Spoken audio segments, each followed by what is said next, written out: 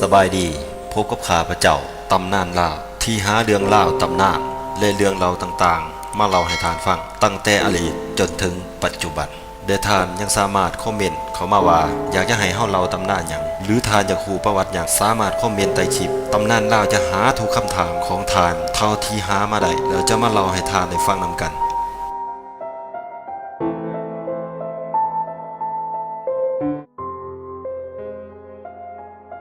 เปิดตำนานพญานาคนาคหรือเอิ้นอีกชื่อหนึ่งว่าพญานาคราชมีลักษณะคล้ายคืองูใหญ่มีงอนซึ่งเปรียบเหมือนสัญลักษณ์แห่งความยิ่งใหญ่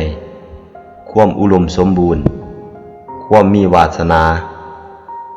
นาคเป็นเทพเจ้าแห่งน้ำบางตำนานก็กล่าวว่าเป็นเทพเจ้าแห่งท้องฟ้าเนื่องจากพญานาคมีฤทธิ์เดชสามารถควบคุมสายน้ำและเฮ็ดให้ท้องฟ้าปั่นป่วนได้สามารถดลบันดาลให้ฝนตกไหลตามที่ต้องการและยังมีวิชาอาคมสามารถแปลงกายไหลอีกนาประการตำนานความเชื่อเรื่องพญานาคมีความเก่าแก่หลายบางทีอาจจะมีอยู่ก่อนสมัยพุทธกาลก็เป็นได้จากการสืบค้นได้ให้รู้ว่าพญานาคมีต้นกำเนิดมาจากอินเดียใต้เนื่องจากภูมิสันฐานของประเทศเป็นป่าลงทึบหนา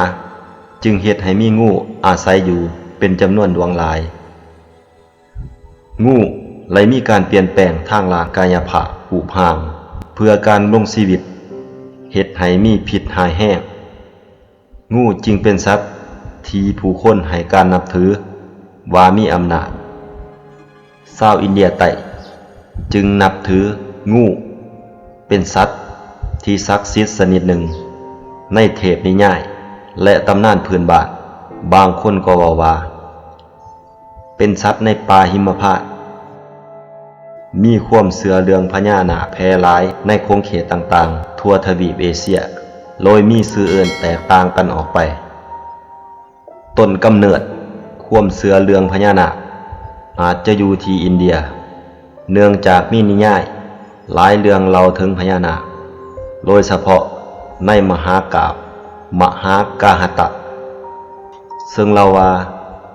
เป็นศัตรูกับพญาครุฑและในตำนานพุทธประวัติของพระพุทธเจ้าก็เล่าถึงพญานาคไว้หลากหลายเทื่อเช่น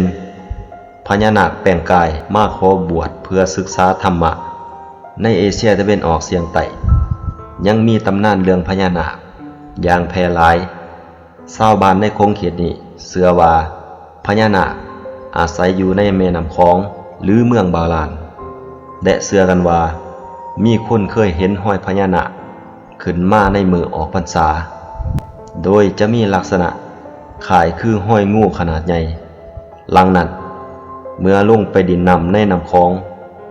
ควรยกมือไหวเพื่อเป็นการสักการะสิ่งศักดิ์สิทธิ์ลักษณะของพญานาคตามความเชื่อในแต่ละคงเขตจะแตกต่างกันออกไปแต่มีลักษณะพื้นฐานคือพญานาคจะมีลักษณะเป็นงูตัวใหญ่มีงอนสีทองและตาสีแดงมีเกศคือป่ามีหลายสีแตกต่างกันไปตามบารมีบางคนก็ว่ามีสีเขียวบางคนก็ว่ามีสีดำหรือบางคนก็ว่ามี7สีและสิ่งสำคัญคือนาคตระกูลธรรมราจะมีหัวเดียวแต่ตระกูลที่สูงขึ้นไปจะมี3หัว5หัว7หัวและ9หัวนาคจำพวกมีตระกูลแม้นจะสืบเสือสายมาจากพญาเวสนาคราชผู้เป็นบัลลังก์ของพระวิสุนาราชกุมมนาถเล่ากันว่ามีกายใหญ่โตมโหฬารมีความยาวบ่สิ้นสุดมี1,000หัว